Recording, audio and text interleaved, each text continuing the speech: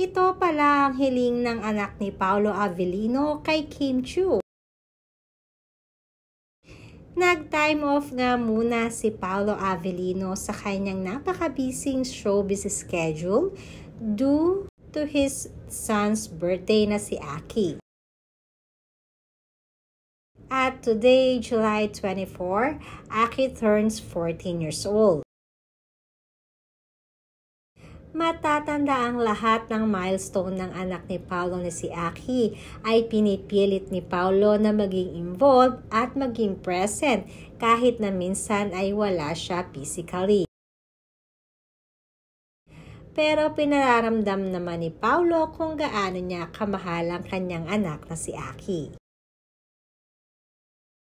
Konting panahon na nga lang at sadyang ganap na binata na ito. At katulad nga ng normal na kabataan, ay meron din isang hiling si Aki sa kanyang daddy ngayong birthday niya. At kanina ay spotted nga kahit masama ang panahon na magkasama sina Kim at Paolo sa isang gym. At bago pa man sila magumpisa ng kanilang workout routine, ay tinawagan muna ni Paolo ang anak na si Aki para din i-greet ang anak sa kanyang birthday. Emotional nga itong si Paolo pagdating sa anak, lalo na at malayo ito at madalas hindi niya nakakasama si Aki. Kaya naman pahayag ni Aki ay masaya siya kahit magkalayo sila ni Daddy Paolo niya.